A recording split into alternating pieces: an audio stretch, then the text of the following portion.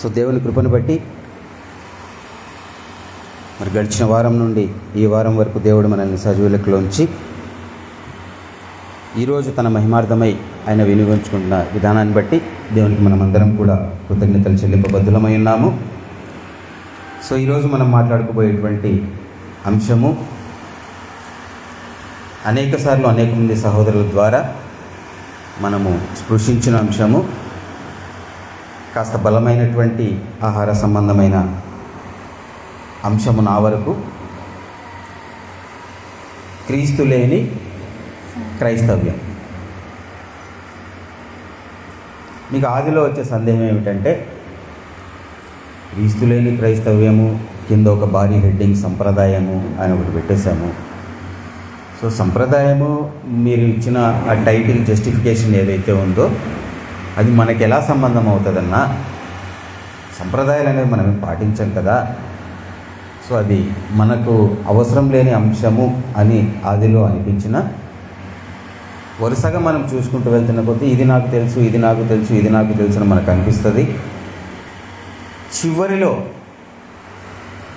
మనము కూడా ఏమైనా పారంపర్యాచారం పాటిస్తున్నామేమో అనే క్వశ్చన్తో ముగిస్తాం. సో జాగ్రత్తగా ఆలోచించుకుంటూ ముందుకెళ్తాం. క్రీస్తు లేని క్రైస్తవ్యం. కొన్ని మాటలు, పదాలు ఇది ఆ టైటిల్ అనుకున్నప్పుడు కొన్ని గుర్తుకొచ్చాయి నాకు. అంటే స్టార్టింగ్లో హాస్యాస్పదంగా ఉంటుంది ఆ మాటలు మీకు గుర్తు చేస్తే. అదేమిటంటే కొన్ని ఇవి ఉంటాయి కదా, నేతి బీరకాయ, బీరకాయలో నెయ్యి ఉంటుంది కానీ బీరకాయ నేతి బీరకాయ. మైసూరు బజ్జీ, బజ్జీలో మైసూరు. నేను మళ్ళీ చెప్తున్నా, హాస్యాస్పదంగా ఉంటుంది. అదే అన్వయింపు ఈ పదానికి చేసుకుంటే ఎలా ఉంటుంది? Quite opposite. మైసూరు బజ్జీలు, ఈ పదప్రయోగాలు ఏవైతే ఉన్నాయో వినటానికి నవ్వు పుట్టిస్తాయి, కానీ అదే అన్వయింపు, అదే అర్థం క్రీస్తు లేని క్రైస్తవ్యం. బాధగా ఉంటుంది కదా. సో దానికి సంబంధించిన విషయాలను మనం జాగ్రత్తగా జ్ఞాపకం చేసుకుంటూ ముందుకు వెళ్దాం. కొలసీలకు రాసినటువంటి పత్రిక 2వ అధ్యాయము 7వ వచనము. కొలసీలకు రాసినటువంటి పత్రిక 2వ అధ్యాయము 7వ వచనము.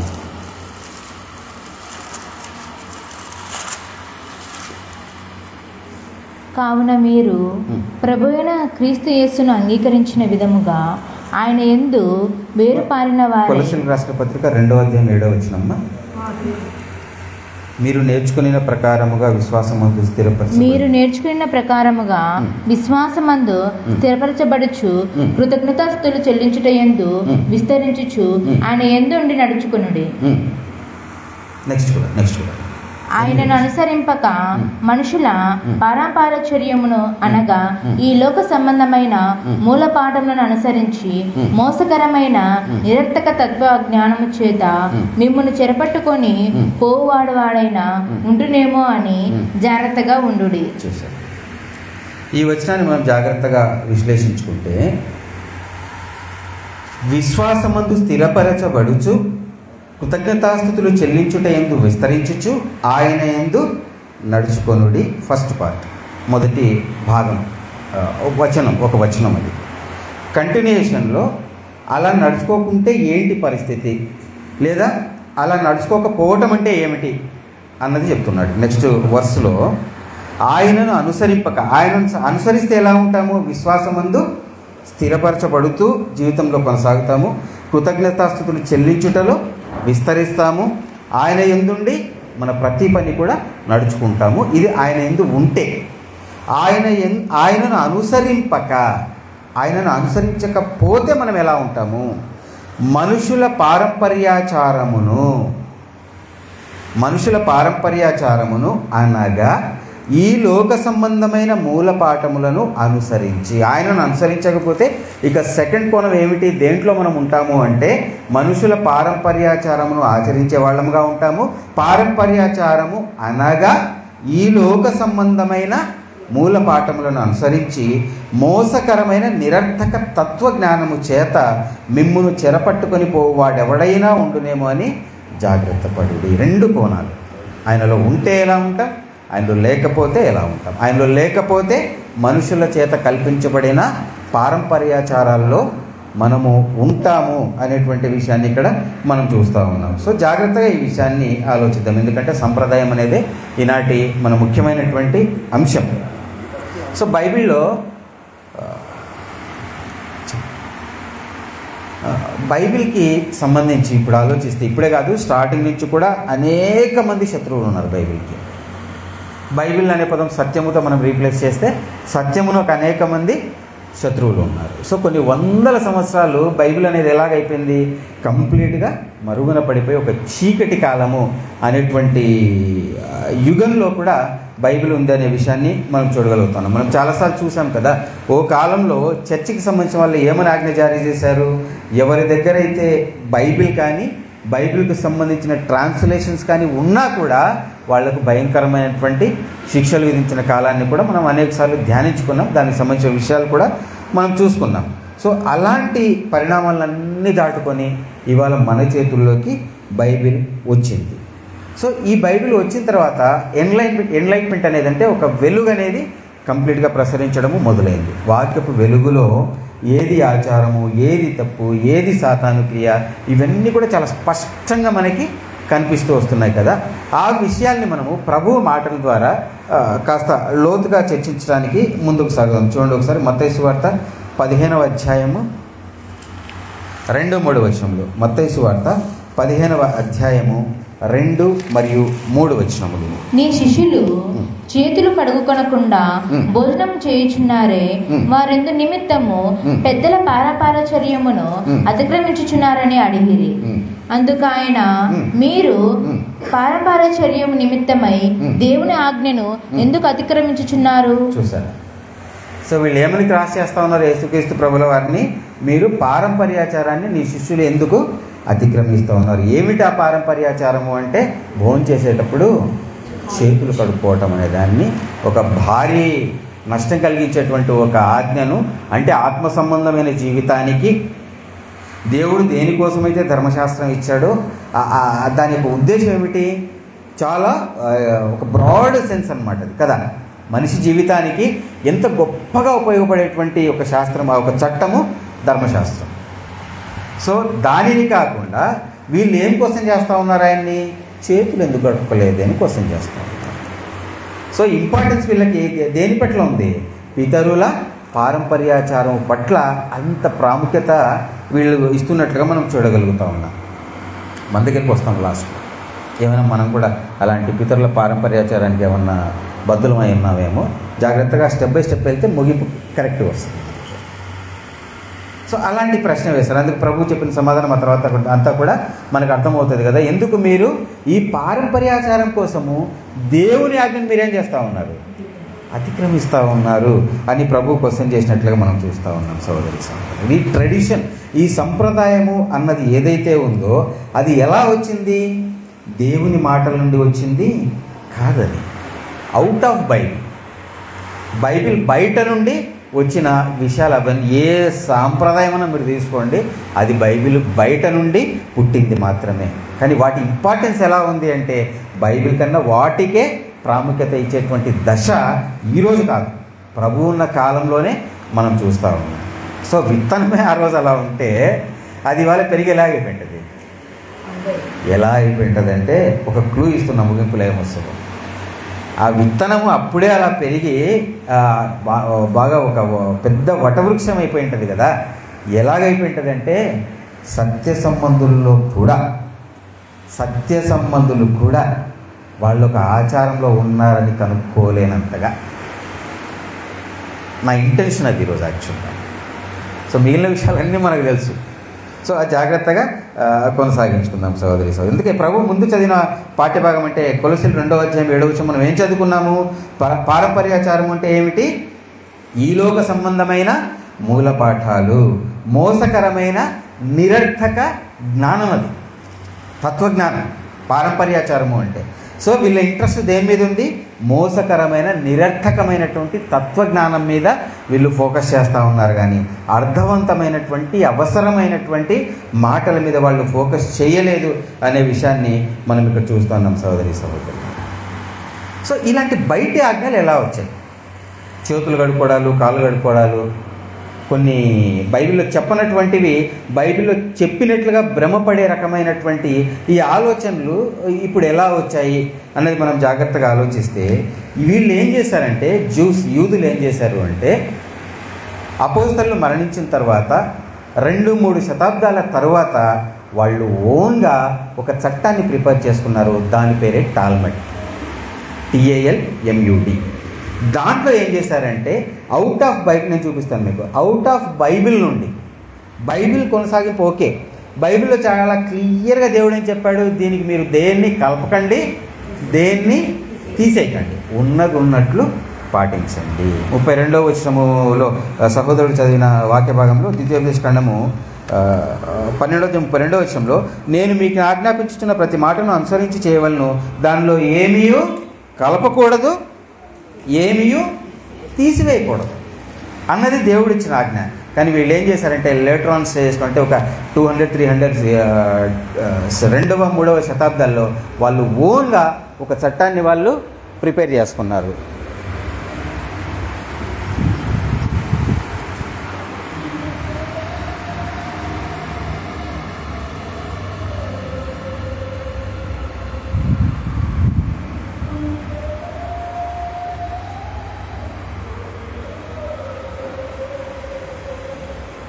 కాస్త ఓపిక పడుతుంది.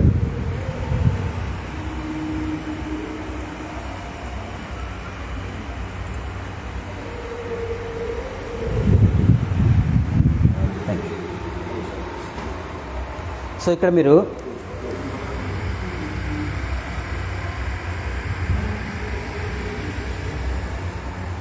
నేను జస్ట్ బ్లూగా హైలైట్ చేశాను. Talmud is a foundational text for Jewish life and thought, shaping Jewish law, customs and philosophical ideas. Customs, ఆచారాలు అని ఏదైతే ఉందో అక్కడ మీరు జాగ్రత్తగా గమనిస్తే ఆ రకంగా ప్రిపేర్ చేశారు. ఇక్కడ చూడండి, ఓరల్ లా సెంట్రల్ టెక్స్ట్. టాల్మడ్ అనే దానికి సెంట్రల్ థీమ్ ఏమిటి అంటే, లెటర్స్ కనిపిస్తున్నాయమ్మా,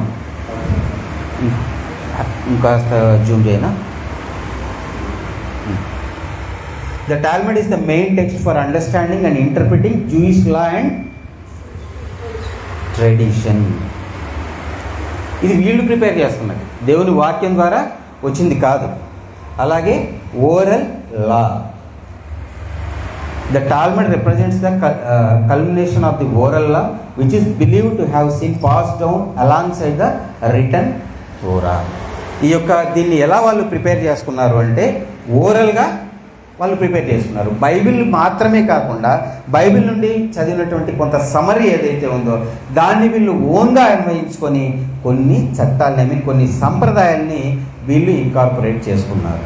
ఇది దేవునికి సంబంధించిన విషయము అని ఇక్కడ మనం జాగ్రత్తగా ఆలోచించాలి.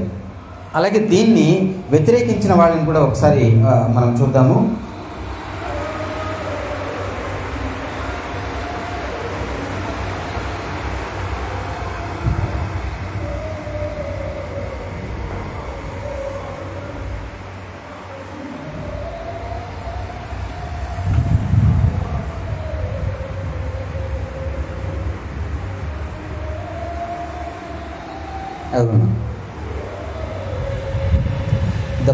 The Parsis adhered to a body of oral traditions passed down through generations, which they believed amplified and clarified the written Torah.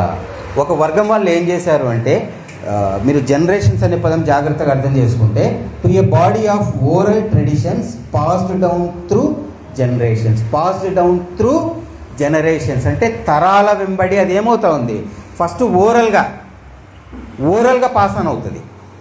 అంటే మౌఖికంగా చెప్పుకుంటారు అనమాట. ఆ అభిప్రాయం అనేది మౌఖికంగా చెప్పుకుంటూ ఒక స్టేజ్కి వెళ్ళేటప్పటికి అదేమవుతుంది, ఒక ఆజ్ఞలాగా తీసుకోబడుతుంది. తరాల వెంబడి తరాలు అలా నడుచుకుంటూ నడుచుకుంటూ నడుచుకుంటూ ఆ మాటే చివరికి ఏమవుతుంది? ఆజ్ఞ అవుతుంది. ఎంతవరకు ఆజ్ఞ అవుతుంది అంటే మీ శిష్యులు ఎందుకు చేతులు కడుక్కోలేదు అన్నంత వరకు అది ఆజ్ఞ అవుతుంది. అది చాలా తేలికపాటి విషయం. వాళ్ళు దేని మీద ఫోకస్ పెట్టాలి? ధర్మశాస్త్రం మీద ఫోకస్ పెట్టాలి. దాని ప్రకారం వాళ్ళు ఆలోచించాలి. కానీ వీళ్ళు ఏమైపోతున్నారు? చిన్న చిన్న విషయాలకు వీళ్ళు అడిక్ట్ అయిపోయి దాన్ని వాళ్ళు క్వశ్చన్ చేస్తూ ఉన్నారు అనేది జాగ్రత్తగా మనం ఆలోచించుకుందాం. సో ఇక్కడ మనం ఆలోచిస్తే ఈ టాల్మడ్ అనేటువంటి ఒక గ్రంథం ఏదైతే ఉందో దాని ద్వారా అనేకమైనటువంటి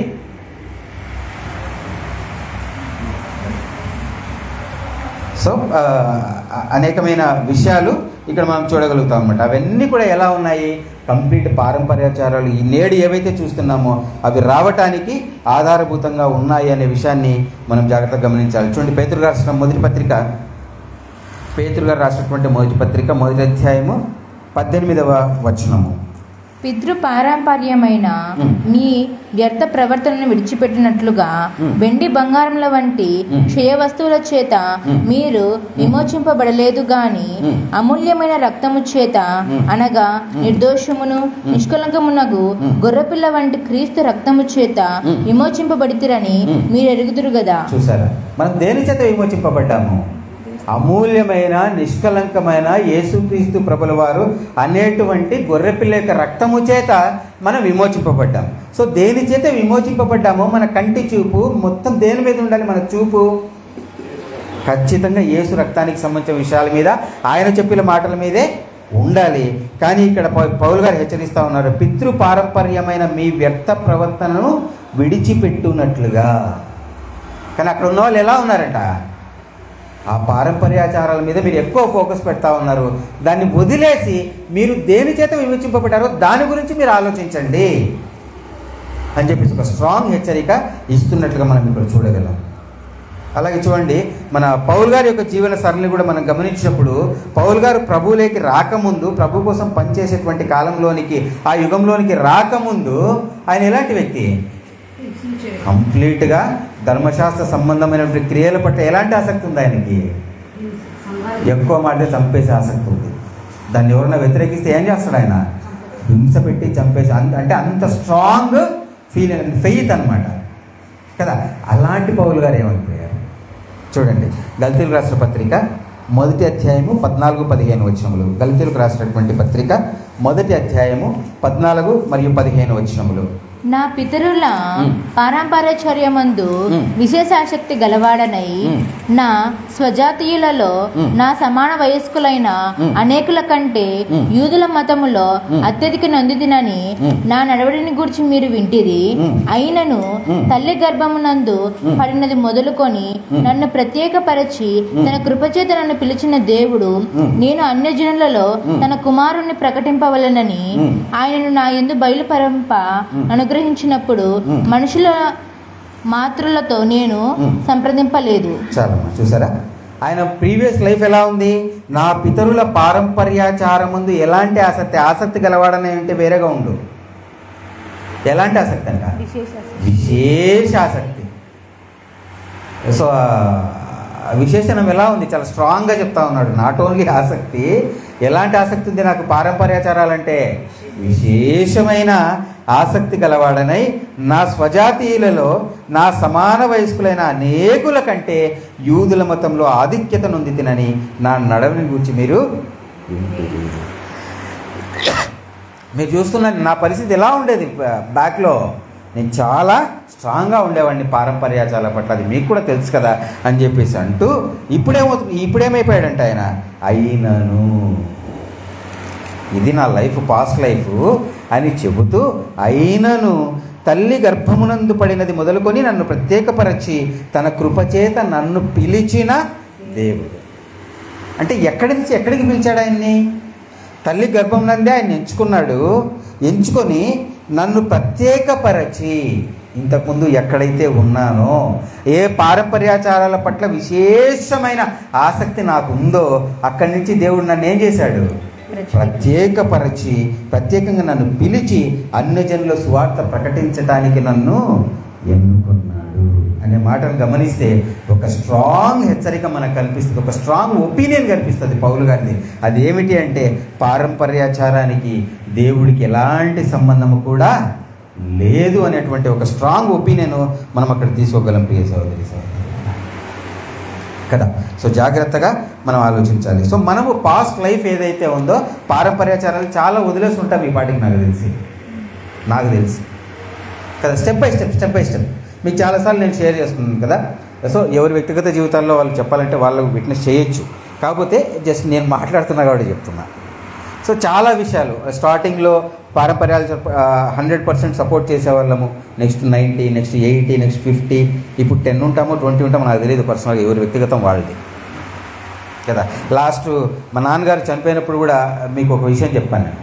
సో వాళ్ళందరూ ఏం చేశారు, మా నాన్నగారు డ్రింక్ బాగా చేస్తారు అనమాట. ఓ మందు బాటిల్ కాస్త ఫుడ్ తీసుకొని ఇంక రా అన్నారు. నేను రాను. మా మేనమామ ఏంట్రా నీకు తెలివి ఉందా లేదా, ఏముంది మట్టిగా కలిసిపోయి.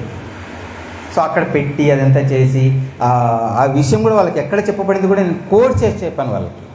ఎందుకు అలా చేస్తారు అంటే గరుడ పురాణంలో రాయబడి ఉంది, అది వాళ్ళకి చూపించాను కూడా నేను. ఇలా చేయటం వల్ల 13 రోజులు ఇలా చేయటం వల్ల చనిపోయిన మనిషికి ఆర్గాన్ బై ఆర్గాన్ డెవలప్ అవుతుంది. డెవలప్ అయిపోయి 13వ రోజున వాళ్ళు ఎక్కడికి వెళ్ళిపోతారు, ముక్తి లోకాలకి. ఎవరి సాంప్రదాయం మనలో ఎంతమంది ఫాలో అవుతున్నాం మన విషయం లాస్ట్లో చూద్దాం. భారీ స్ట్రాంగ్ వార్నింగ్ వస్తుంది లాస్ట్లో. ఇవన్నీ లైట్ థింగ్స్ అనమాట. మనం అనుకుంటాం అనమాట, నేను కూడా ఏమంటా, నేను పుడింగినే మా నాన్న చనిపోతే నేను సంప్రదాయాన్ని పాటించలేదు, ఏదో ఫీలింగ్ వస్తుంది, ప్రౌడ్ ఫీలింగ్ వస్తుంది కదా. సో అలాంటివి చాలా చేసి ఉంటాం. సో అఫ్కోర్స్ వాటిని దాటుకుంటూ మనం వచ్చేస్తూ ఉన్నామన్నది నిజంగా దేవునికి స్తోత్రం. ఆ యొక్క విషయాన్ని బట్టి దేవునికి కృతజ్ఞతలు చెల్లిస్తున్నాను మనస్ఫూర్తిగా. సో అసలైన పారంపర్యాచారం ఒకటి ఉంది, మనల్ని విడిపోయిందో విడిపోలేదో వాక్యం ద్వారా మనం చూస్తున్నాం. మనం చూడాల్సిన ఒక ఫోకస్ అంటే కేవలం దేవుని యొక్క వాక్యం. అదర్ దాన్ దేవుని యొక్క వాక్యం ఏది ఉన్నా అది లోక మర్యాదకు సంబంధించింది, లోక మూలపాఠాలకు సంబంధించింది, లోక పారంపర్యాచారాలకు సంబంధించింది. చూడండి ఒకసారి యెషయా గ్రంథము 8వ అధ్యాయము 20వ వచనము. యెషయా గ్రంథము 8వ అధ్యాయము 20వ వచనము.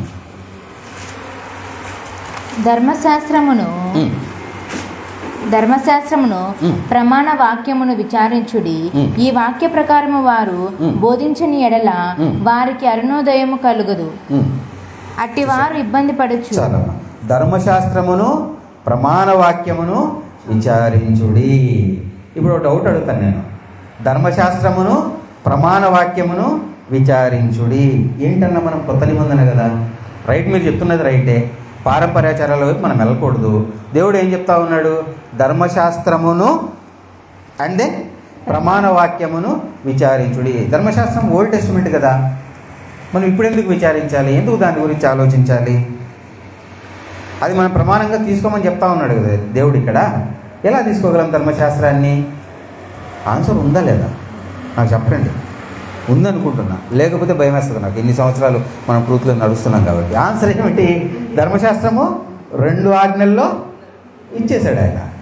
సో దాని మీద మనం ఏం చేయాలి? ఫోకస్ చేయాలి. అంతేగాని ధర్మశాస్త్రం అంటేనే ఈ ధర్మశాస్త్రాన్ని వెతకాలేమో అని నాకు తెలిసి మనలో ఉన్న ఎవరు అనుకొని ఉంటే ఒక్కసారి రివైజ్ చేసుకోండి మీ ఆలోచన. మనం ధర్మశాస్త్రాన్ని మాత్రమే చూడాలి, అది 2 ఆజ్ఞల్లో ఇమిడి ఉన్నటువంటి ధర్మశాస్త్రాన్ని మాత్రం మనము ఆలోచించాలన్నమాట. ఇంకొంచెం అదర్ దాన్ దట్ ఇంకా ఏది వచ్చినా మనకు అవసరం లేదు. అది ఎలా కనిపిస్తుంది మనిషి కంటికి? ఇది రైటే అనేంతగా కొన్ని విషయాలు చూస్తాం. మేబీ మనలో ఫస్ట్ టైం వింటున్న వాళ్ళు ఎవరు లేరు అనుకుంటున్నా, వింటున్న వాళ్ళు ఉంటే కాస్త ఆశ్చర్యపోతారు, మేబీ తిరస్కరిస్తారేమో నన్ను తెలియదు, కానీ అలాంటి విషయాలు చూస్తామన్నమాట. రైటే కొన్ని విషయాలు ఎలాగైపోయాయంటే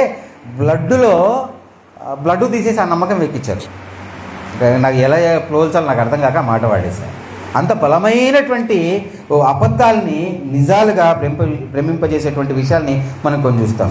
సో అలాగే చూడండి, తిమోతికి రాసిన 2వ పత్రిక 3వ అధ్యాయం 16వ వచనము, 16-17 తిమోతికి రాసిన 2వ పత్రిక 3వ అధ్యాయము 16 మరియు 17 వచనంలో, దైవజనుడు సన్నదుడై ప్రతి సత్కార్యమునకు పూర్ణముగా సిద్ధపడి ఉండునట్లు దైవవేషము వలన కలిగిన ప్రత్యేక లేఖనము ఉపదేశించుటకును, ఖండించుటకును, తప్పు దిద్దుటకును, నీతి యందు శిక్షణ చేయుటకును ప్రయోజనకరమై ఉన్నది. వాక్యము మీరు ఏమేమి అవసరాలు ఉన్నాయో ఆ అవసరాలన్నీ తీర్చడానికి వాక్యము సిద్ధముగా ఉంది. మనకి ఏమేం కావాలో అవన్నీ కూడా వాక్యంలో ఉన్నాయి. వాక్యాన్ని దాటి బయటికి ఒక ఇంచు కూడా మనం అడుగు వేయాల్సిన అవసరము లేదు. మేబీ మన వ్యక్తిగత అవసరాల పట్ల, లేదా సమాజం వైపు చూస్తున్న మన చూపు, లేదా కాంప్రమైజ్ అయ్యేటువంటి మనలో ఉన్న తత్వము ఏం చేస్తుంది? బైబిల్ దాటి వెళ్ళేట్టుగా చేస్తుంది. దాన్ని మనం అంగీకరించలేక మనం ఏం చేస్తాము? బైబిల్కి కూడా దాన్ని ఆపాదించేటువంటి ప్రయత్నము మనం చేస్తాం కదా. ఒక దైవజనుడు ఎలా ఉండాలి చూడండి. అదే పత్రిక 2వ అధ్యాయం 15వ వచనమమ్మ. తిమోతికి రాసిన 2వ పత్రిక. దేవుని ఎదుట యోగ్యునిగాను, సిగ్గుపడనక్కరలేని పనివానిగాను, సత్యవాక్యమును సరిగ్గా ఉపదేశించువానిగాను నిన్ను నీవే దేవునికి కనపరుచుకొనుటకు జాగ్రత్త పడుము. చూసారా? సత్యవాక్యమును సరిగా ఉపదేశించువానిగాను నిన్ను నీవే దేవునికి కనపరుచుటకు జాగ్రత్త. సో ప్రతి మాట దానికి విశ్లేషణ కానీ అధ్యయనం కానీ ఎలా ఉండాలి అంటే ప్లస్ మైనస్ కరెక్ట్గా కనెక్ట్ అవుతూ వెళ్తేనే ఏమవుతుంది? పవర్ అనేది జనరేట్ అవుతుంది. అనుసంధానత ఎంత కరెక్ట్గా ఉండాలి అంటే సింపుల్ థింగ్. దాన్ని చాలామంది అంటూ ఉంటారు, బైబిల్ అర్థమే కాదు ఎంత చదివినా కూడా. బైబిల్ చాలా కష్టం అండర్స్టాండ్ చేసుకోవడానికి. ఫస్ట్ మనం అండర్స్టాండ్ చేసుకోవాల్సింది, అర్థం చేసుకోవాల్సింది దేవుని లక్షణం. దేవుని లక్షణం. ఇప్పుడు నా లక్షణం ఏదైతే ఉందో నా మాటలు ఎలా ఉంటాయి అలాగే వస్తాయి. అఫ్కోర్స్ నటించే మనుషులు ఉన్నారు, నేను వాళ్ళ గురించి మాట్లాడట్లేదు, ఆ లక్షణాన్ని గురించి ప్రస్తావించట్లేదు. దేవుడైతే నటించాడు కదా. సో దేవుడి లక్షణము ఏదైతే ఉందో దానిని మనం అర్థం చేసుకుంటే వాక్యం యొక్క అనుసంధానత కూడా ఎలా ఉంటుంది? కరెక్ట్గా ఉంటుంది. ఎక్కడైనా రాంగ్గా వచ్చినా కూడా మన పరిశుద్ధాత్మ మనల్ని ఏం చేస్తుంది? ఇదేదో తప్పు అర్థం వస్తుందని మనం ఖచ్చితంగా వార్న్ చేస్తుంది. సో అలా మనము బైబిల్ని అర్థం చేసుకోవాల్సినటువంటి అవసరం ఉంది. సో ఈ సాంప్రదాయాలన్నీ కూడా దాని స్టార్టింగ్ ఎలా ఉంటుందంటే చాలా చిన్నగా స్టార్ట్ అవుతుంది. చాలా చిన్నగా స్టార్ట్ అవుతుంది. అది పెరిగి పెరిగి పెరిగి పెరిగి ఓ కాలం వచ్చేటప్పటికి అది జీవితాల నుండి వేరు చేయలేనటువంటి దశలోనికి ఆ యొక్క అభిప్రాయాలు వెళ్తాయి అనే విషయాన్ని మనం కొన్ని విషయాల ద్వారా మనం జాగ్రత్తగా ఆలోచించుకుంటూ వెళ్దాం. వాస్తవంగా దైవ సంబంధమైనటువంటి లక్షణాల గురించి మనం ఆలోచిస్తే ఒకసారి చూడండి. కొరింథీయులకు రాసిన మొదటి పత్రిక 8వ అధ్యాయము 6వ వచనము. కొరింథీయులకు రాసిన మొదటి పత్రిక 8వ అధ్యాయము 6వ వచనము. ఆకాశమందైనను భూమి మీదనైనను దేవతలు అనబడినవి ఉన్నను మనకు ఒక్కడే దేవుడున్నాడు, ఆయన తండ్రి. ఆయన నుండి సమస్తమును కలిగెను, ఆయన నిమిత్తము మనమున్నాము. మరియు మనకు ప్రభువు ఒక్కడే, ఆయన యేసుక్రీస్తు.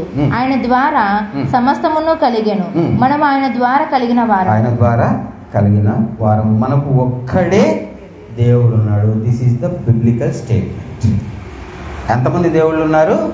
ఒక్కడే దేవుడు ఉన్నాడు అని బైబిల్ చెప్తూ ఉంటే ఆ యొక్క ఇవన్నీ బేసిక్ ఫౌండేషనల్ ట్రూత్స్. ఇవన్నీ అంటే మనం బైబిల్ని అర్థం చేసుకోవడానికి కావాల్సిన ప్రాథమికమైనటువంటి విషయాలు. మరి బైబిల్ అలా స్టేట్మెంట్ ఇస్తూ ఉంటే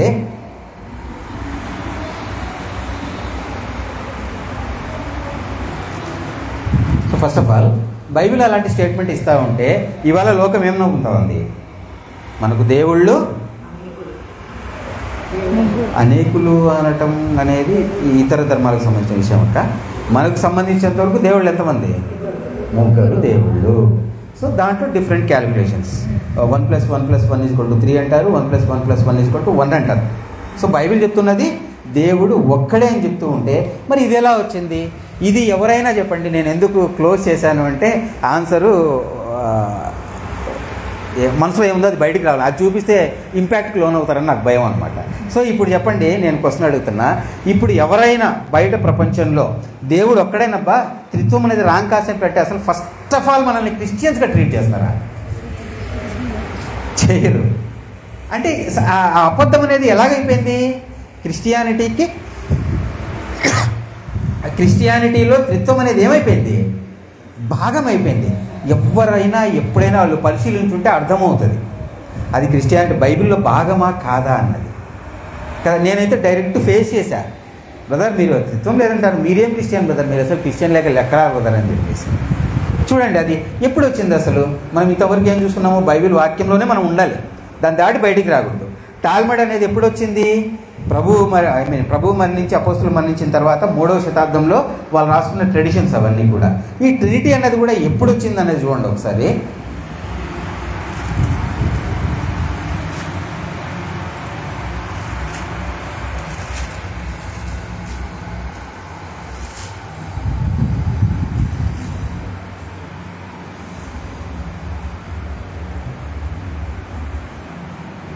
చూసారా, ద కాన్సెప్ట్ ఆఫ్ చదువుతారు కదా, the concept of trinity in Christianity which defines God as 3 co-equal persons, father, son, Jesus and Holy Spirit, developed gradually over time.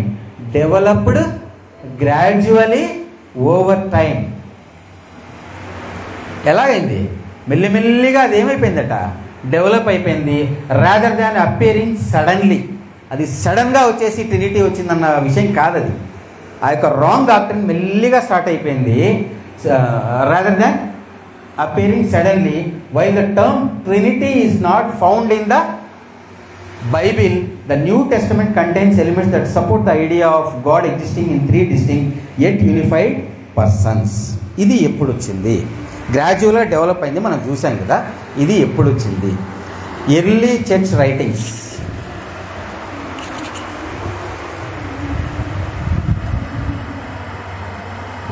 Early Christian writers like Tertullian, early 3rd century. ఎప్పుడండి, 3rd century, 3వ శతాబ్దంలో. అంటే అపోస్తలు ఇచ్చిన బోధ, అపోస్తలు చెప్పిన సత్యం ఏదైతే ఉందో దానికన్నా ఇదేమైపోయింది, 3వ శతాబ్దంలో స్టార్ట్ అయిపోయింది. Began using the terms Trinity. 3వ శతాబ్దంలో త్రిత్వము అన్నది మొదలయ్యింది అనే విషయాన్ని ఇక్కడ మనం చూస్తూ ఉన్నాం. అలాగే 325 CE కౌన్సిల్ ఆఫ్ నైసియా.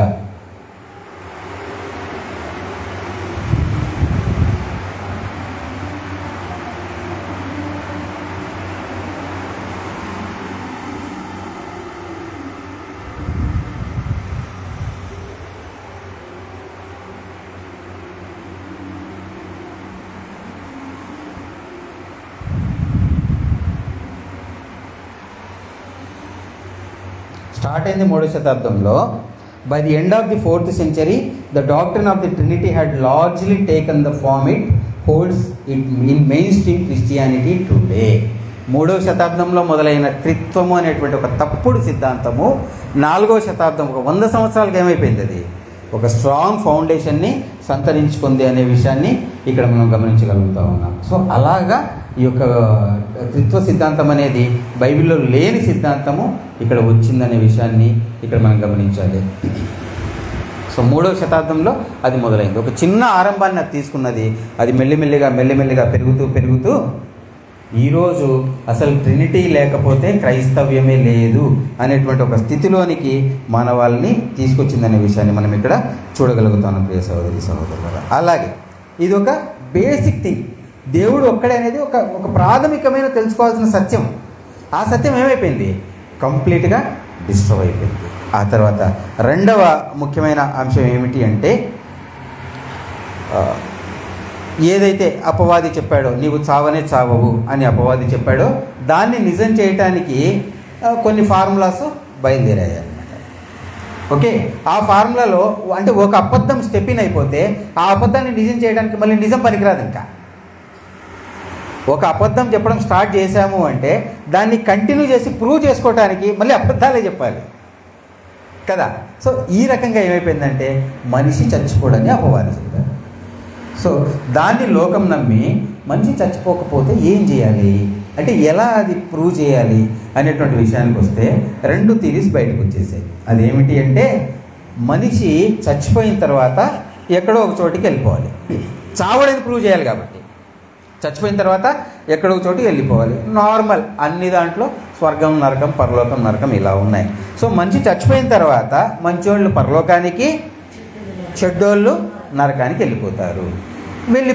మళ్ళీ క్వశ్చన్ వస్తుంది, 2 రకాలు ఉన్నారు మనుషుల్లో, 2 తలో చోటికి వెళ్ళిపోతారు. మరి భూమి ఏం చేయాలి? భూమిని ఏం చేయాలి అప్పుడు? ప్రతిదానికి లాజికల్ ఎండింగ్ రావాలని, ఒక అబద్ధం చెప్పేటప్పటికి ప్రూవ్ అవ్వాలి అదంతా కూడా. సో అప్పుడు భూమిని ఏం చేద్దాము? వాక్యంలోంచి ఏదో ఒక ఇంటర్ప్రిటేషన్ తీసుకొని, రాంగ్ ఇంటర్ప్రిటేషన్ తీసుకొని భూమిని కాల్చేద్దాం.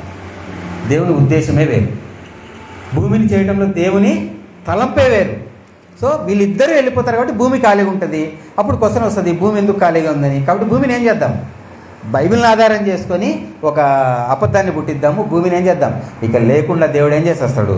కాల్ చేస్తాడు అనేటువంటి విషయాన్ని అదేగా ఇప్పుడున్న డాక్టరీన్. చూడండి ఒకసారి యెషయా గ్రంథము 45వ అధ్యాయం 18వ వచనము. యెషయా గ్రంథము 45వ అధ్యాయము 18వ వచనము.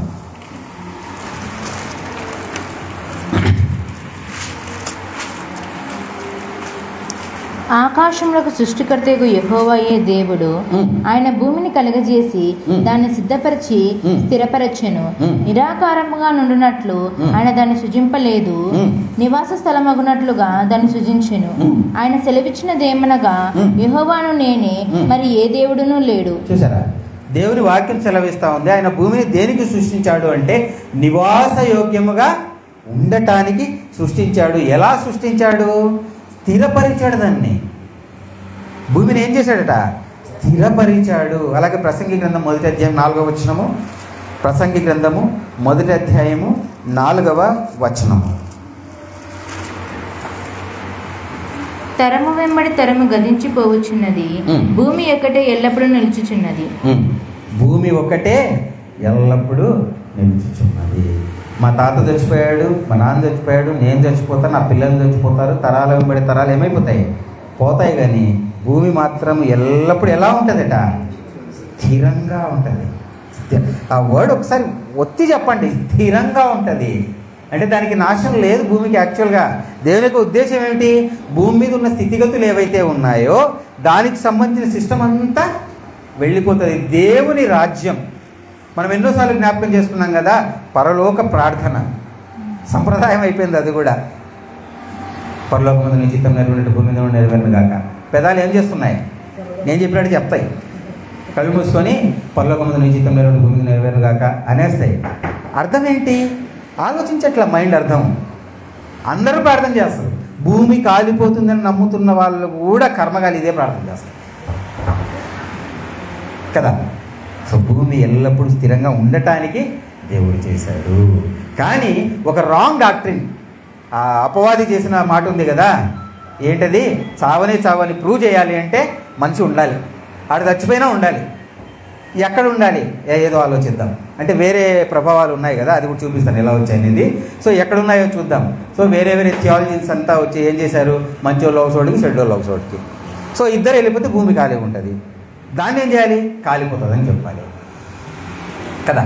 సో ఇలాగా రాంగ్ థింగ్స్ అన్నీ కూడా వచ్చినట్లుగా మనం ఇక్కడ చూస్తాం. దీనికి మూల సిద్ధాంతం ఏమిటి అంటే ఆత్మ శాశ్వతమైంది అన్న ఒక మూల సిద్ధాంతం. కానీ దేవుడి సిద్ధాంతం ఏమిటి? దేవుడి ప్రణాళిక ఏమిటి అంటే చూడండి, యెహెజ్కేలు గ్రంథము 18వ అధ్యాయం 4వ వచనము. యెహెజ్కేలు గ్రంథము 18వ అధ్యాయము 4వ వచనము. మనుషులందరూ నా వశంలో ఉన్నారు, తండ్రులేమి కుమారులేమి అందరూ నా వశంలో ఉన్నారు. పాపము చేయవాడెవడో వాడే మరణమును పాపము చేయవాడెవడో వాడే మరణమునందును. Behold all souls are mine. తెలుగులో ఏమిటి? మనుషులందరూ నా వశంలో ఉన్నారు. ఇంగ్లీష్లో ఆల్ సోల్స్, ఆత్మలు. All souls are mine. So also the soul of the son is mine. The soul that sins it shall die. ఏ ఆత్మ అయితే పాపం చేస్తుందో ఆ ఆత్మ ఏమవుతుందట? మళ్ళీ రిపీట్ చేస్తున్నా, ఏ ఆత్మ అయితే పాపం చేస్తుందో ఆ ఆత్మ ఏమవుతుంది? చచ్చిపోతుంది. మరి ఈ లోకంలో ఇప్పుడు ఆత్మ చచ్చిపోతుందంటే కొట్టరా మనల్ని? ఇప్పుడున్న బిలీఫ్ సిస్టంలో, ఇప్పుడున్నటువంటి సాంప్రదాయంలో ఆత్మ చచ్చిపోతుంది అంటే అసలు యాక్సెప్ట్ చేయడానికి అవకాశమే లేని. ముందు చెప్పాను కదా, ఆ బ్లడ్కు బదులు ఏం చేశారు? మనుషుల రక్తాన్ని ఇలాంటి రాంగ్ డాక్టరీన్స్తో నింపేశారు. ఎంతగా నింపారు అంటే అది రాంగ్ అంటే ఖచ్చితంగా ఆ రోజు యేసుక్రీస్తుని చంపినట్టుగా ఈరోజు సంఘాన్ని కూడా ఏం చేస్తారు? వాళ్ళు అంత హింసల పాలు చేయడానికి కూడా వాళ్ళు వెనుకాడరు అనేది మనం జాగ్రత్తగా అర్థమవుతుంది. మనకి జ్ఞాపకం చేసుకోవాల్సిన అవసరం కూడా లేదు.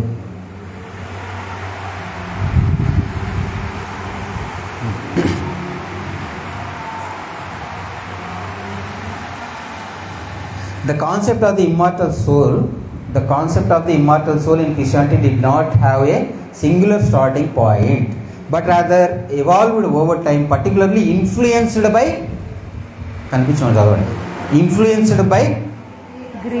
Greek philosophy.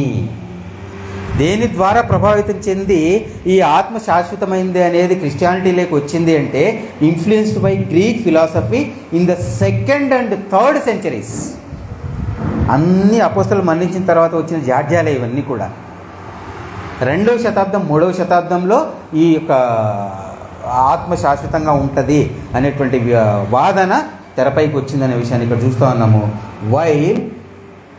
While early Christian teachings focused on the resurrection of the body, the idea of the soul's inherent immortality gradually gained traction, eventually becoming a central doctrine. ఎంత క్లారిటీ అంటే while early Christian teachings focused on the resurrection of the body. మొదటి క్రైస్తవులు పునరుత్థానాన్ని ఏం చేశారు? వాళ్ళు ప్రకటించారు. The idea of the souls inherent immortality, ఆత్మ యొక్క అశాశ్వతమైన గుణం ఏదైతే ఉందో gradually gained traction, eventually becoming a central doctrine. అది మెల్లిమెల్లిగా పెరిగి ఇవాళ ఏమైపోయింది? Central doctrine. ఇంకా అది లేకుండా ఏ డాక్టరీన్ కూడా లేదు. అన్నిటికీ కనెక్టివిటీ, అంత స్థితిలోనికి అది వచ్చేసిందనే విషయాన్ని మనం ఇక్కడ చూస్తూ ఉన్నాం.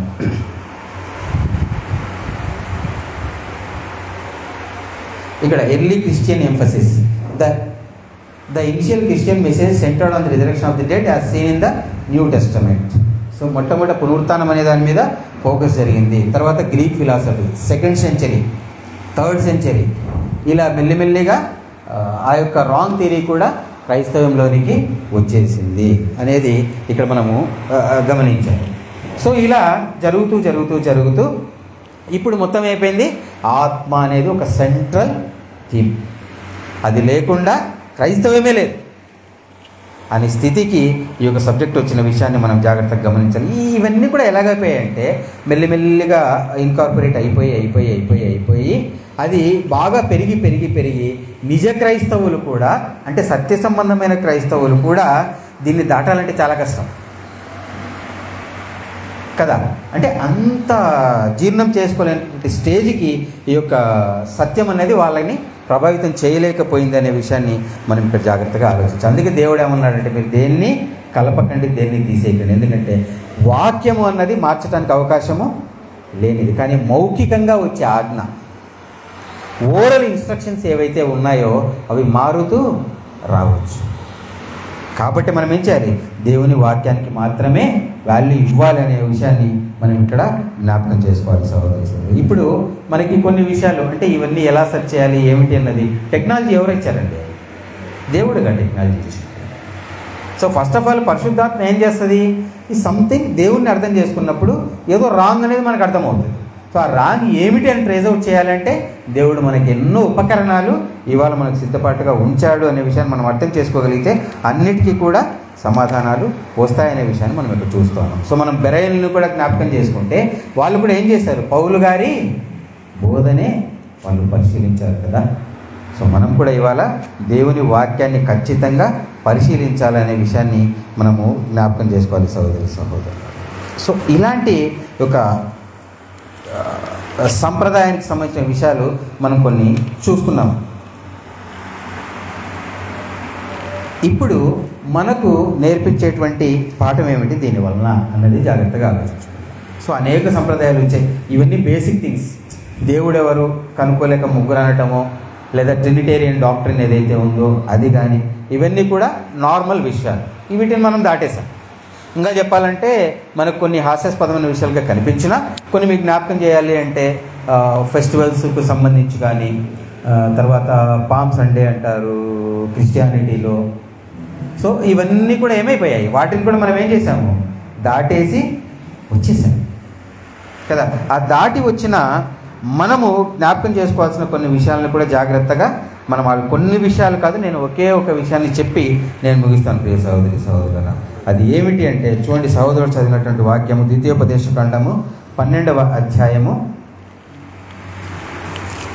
ద్వితీయోపదేశకాండం 12వ అధ్యాయము 32వ వచనం. నేను మీకు ఆజ్ఞాపించుచున్న ప్రతి మాటను అనుసరించి చేయవలెను. దానిలో నీవు ఏమీ కలపకూడదు, దానిలో నుండి ఏమీ తీసివేయకూడదు. చూసారా, నేను ఫైనల్ క్లోజ్ చేస్తున్నా, జాగ్రత్తగా వినండి. సో ఇంతవరకు పారంపర్యాచారాల గురించి మాట్లాడారు. అవి ఎలా వచ్చాయనే విషయాన్ని మనం తెలుసుకున్నాం. సో అన్నీ కూడా ఏవైతే ఈ పెద్దల పండుగలు, చిన్నల పండుగలు ఏవేవో చేస్తారు కదా, ఈ క్రిస్టియానిటీలో వచ్చిన అవన్నీ కూడా దాని స్టార్టింగ్ చాలా చిన్నగా స్టార్ట్ అయిపోయి ఇవాళ బాగా అవి ఎన్లార్జ్ అయిపోయి ఒక పెద్ద రూపును సంతరించుకున్నాయి. ఇవాళ పారంపర్యాచారం అంటే అర్థం ఏమిటి అంటే, మౌఖికంగా ఒకరి నుండి ఒకరికి ప్రయాణం చేసి ఒక దశకు వచ్చేటప్పటికి అవి దేవుని ఆజ్ఞలుగా బైబిల్ రిలేటెడ్గా ఉన్నాయి అని నమ్మేటువంటి స్థితిలోనికి వెళ్ళేవే పారంపర్యాచారం. నేను మీనింగ్ మళ్ళీ చెప్తున్నా. నేను చాలా భయంగా మీకు ఎంత వీలైతే అంత అర్థం కావడానికి నేను మళ్ళీ రిపీట్ చేస్తూ ఉన్నాను. పారంపర్యాచారము అంటే ఏమిటి అంటే, ఒకరి నుండి ఒకరికి మౌఖికంగా ప్రయాణం చేసి, బైబిల్కి వాటికి సంబంధం ఉండదు, ఓరల్గా ప్రయాణం చేసి ఒకానొక దశకు వచ్చేటప్పటికి అదే సత్యము అని భ్రమించేటువంటి దశలోనికి తీసుకెళ్లేదే పారంపర్యాచారము అని మనము ఇక్కడ అర్థం చేసుకోవాలి. కానీ మనమైతే మన నేత్రాలు వెలిగించబడ్డాయి కనుక మనం పారంపర్యాచారాల్లో ఉన్నామా అన్నారు గట్టిగా, చాలామంది అన్నారు. మనము లేము, రైట్? సో పారంపర్యాచారము అంటే వాక్యములో లేనిది పాటించడం పారంపర్యాచారం, రైట్?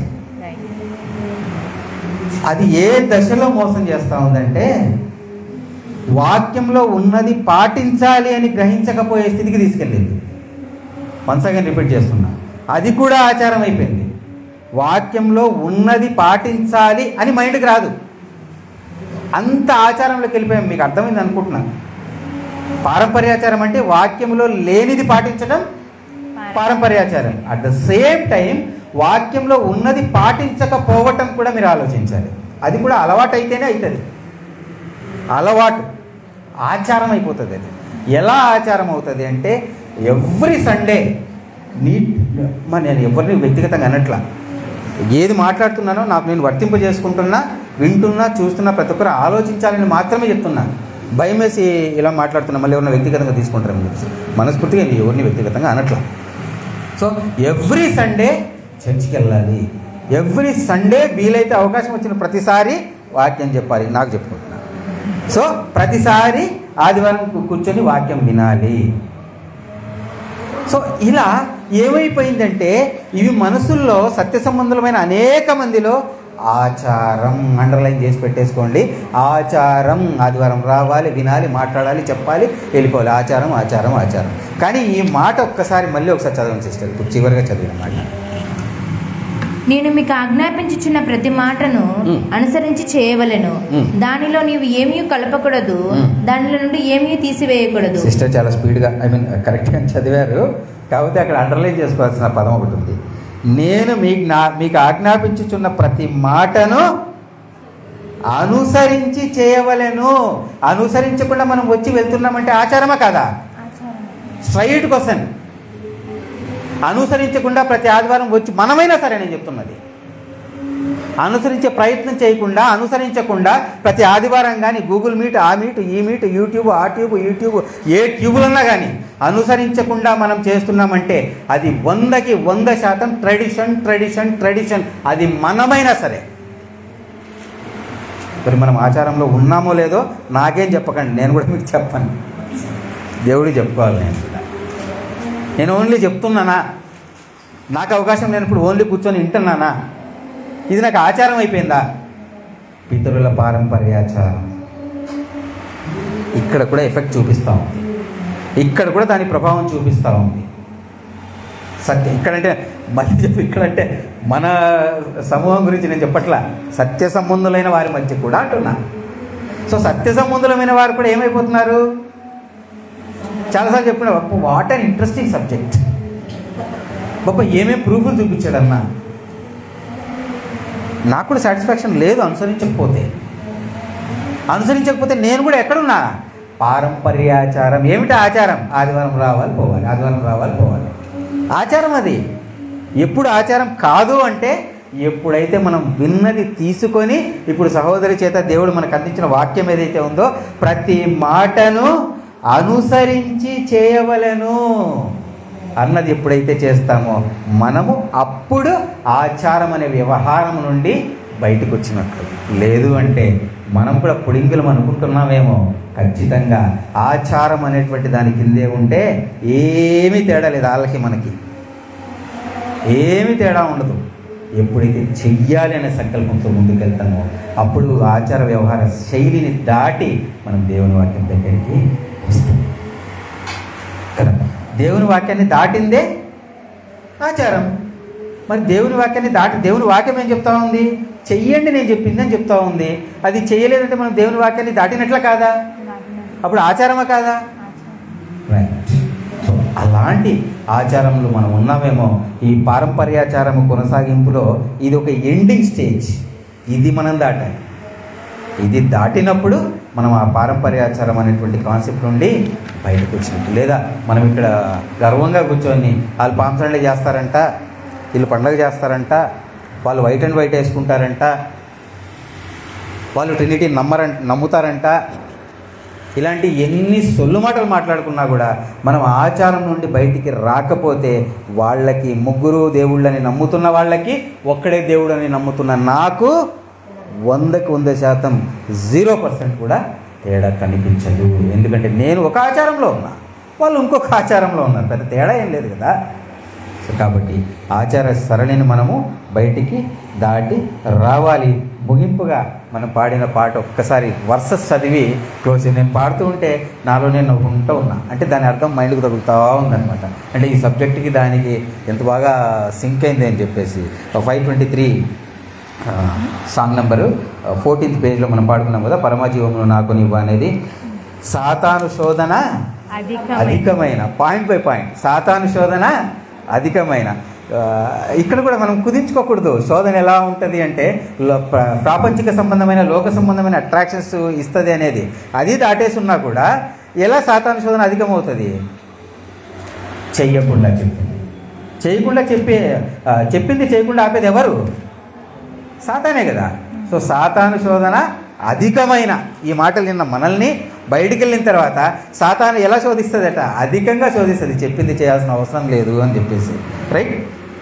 సొమ్మసిల్లక సాగి వెళ్ళదను. ఎంత ఘాటైన బరువైన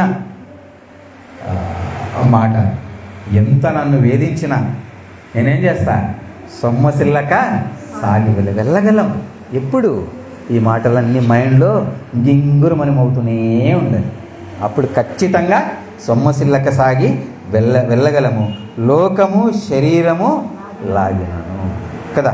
సో అలాగే పచ్చిక బయలులో పరుండ చేయను. వాక్యపు బయలులో ఆయన ఏం చేస్తున్నాడు? మనల్ని హ్యాపీగా ఎన్ని నీళ్లు కావాలి, ఎంత ఆహారం కావాలంటే అంత ఇస్తూనే ఉన్నాడు. నరులెల్లరూ నన్ను విడిచి రావచ్చు. ఇలాంటి ఇన్సిడెంట్స్, ఇలాంటి అనుభవాలు మనకి మన వ్యక్తిగత జీవితాల్లో ఎదుర్కోవచ్చు. నా వాళ్ళు అనుకున్న వాళ్ళు నాకు లేకపోవచ్చు. ఎవ్వరు విడిచిన, శరీరము కుళ్ళి కృషించిన, హరించిన, ఐశ్వర్యము నాకున్న ఐశ్వర్యము విరోధి వలె నన్ను చూసిన నేనేం చేస్తా? యేసు పాట చాలును, గట్టి చెప్తా, యేసు చాలును. మన ఆచారం వదిలేయాలండి. ఏ ఆచారాలు? ఇంతకుముందు చెప్పిన సిల్లి ఆచారాలు అవన్నీ మనకు సిల్లి. ఇప్పుడు మనకున్న పెద్ద ఆచారమే మనకున్న, ఇన్ ద సెన్స్ ఎవరైతే ఉంటామో వాళ్ళు పెద్ద ఆచారం దేంట్లో ఉన్నాము? వచ్చి విని వెళ్ళే ఆచారంలో ఉన్నాము. సో ఆచారాన్ని, అది పెద్ద ఆచారం, అది చెడు ఆచారం. సో ఆచారాన్ని దాటాలి అంటే ఎప్పుడు కూడా యేసు చాలును చాలును చాలును, ఆయన వాక్యం వాక్యం వాక్యం ఎప్పుడైతే మార్మోగుతూ ఉంటుందో అప్పుడు మాత్రమే సాధ్యమవుతుందని తెలియజేసుకుంటూ ఆ ప్రయాణంలో ఖచ్చితంగా ఆయన వాక్యము, దేవుడు మనకి తోడుగా ఉండి ముందుకు నడిపిస్తాడని నమ్ముతూ ముగించుకుంటున్నాను. అందరికీ తెలియజేసుకుంటాను.